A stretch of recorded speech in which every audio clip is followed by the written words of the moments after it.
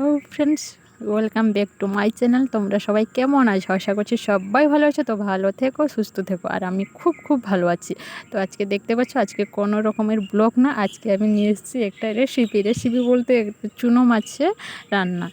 তো রান্না বলো কি যা বলো, এটা আর কি তোমরা দেখো। তো আমি কি করছি তা তোমরা বলবে আর কি।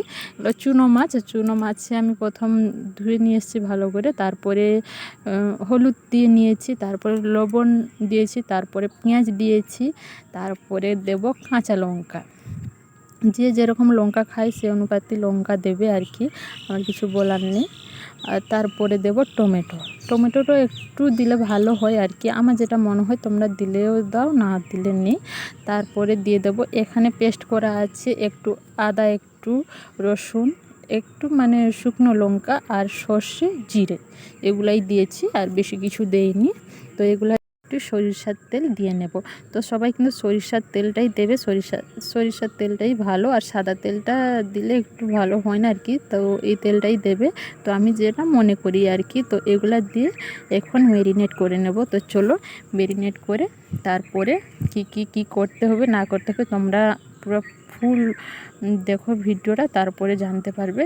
এগুলা সব ম্যারিনেট করে এখন আমি, যদি এরকম করে যদি 5 মিনিট রাখো তো ভালো হয়। আমি আর রাখার সময় নেই আমার, যেহেতু, তার জন্য আমি তাড়াতাড়ি করে নিলাম। আমার হয়ে গেছে এদিকে।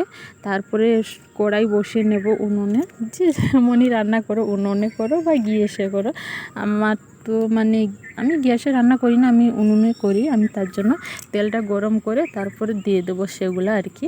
তো দেখতে পেলে দিয়ে দিয়েছি, একটু তেল দেবে, যেহেতু তেল দেওয়া ছিল সেখানে, তার জন্য একটু তেলই দিয়েছি। তারপরে এখানে তো মশলাগুলো আছে, তার অনুপাতে একটু জল দিয়ে ধুয়ে সে মশলাগুলো দিয়ে নেব। তারপরে একটু নাড়াচাড়া করে, আর সবাই কিন্তু দেখবে একটু লবণ আর যেরকম ঠিক থাকে, যে যেরকম লঙ্কা খায় সেরকম।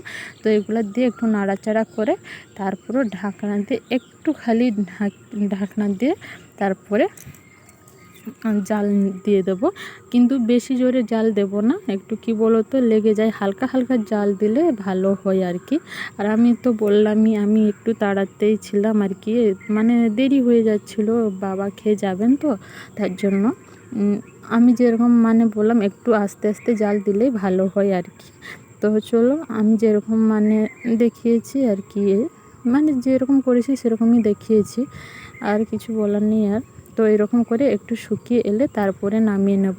তো দেখতে পেলে জলটা পুরো শুকিয়ে গেছে, তো কত সুন্দর দেখতেও লাগছে, আর খেয়েও হেভি টেস্ট। আমার যেটা মনে হয় আর কি, তোমরা যদি চুনো মাছ আনো এরকম করে খাবে তো সত্যি ভীষণই ভালো লাগবে। আমাকে তো ভালো লাগলো, আর দেখতেও এটা একটু মানে বেশি ভালো লাগে। আর চুনো মাছ তো এমনিই খুব ভালো লাগে, যেরকমই করো না কেন, ভাজা খাও কি যেরকম যা করো, খুবই ভালো লাগে। আমার যেটা মনে হয়, তোমাদেরকে মানে কার কী মাছ খেতে ভালো লাগে প্লিজ কমেন্টে জানাও।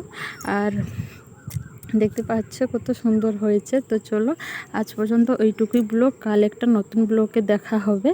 তো আমার সাথে থেকো, সঙ্গে থেকো, আর আমাকে প্রচুর প্রচুর প্রচুর ভালোবাসা দিও। তো সবাই ভালো থেকো, সুস্থ থেকো, টাটা, বাই, লাভ ইউ।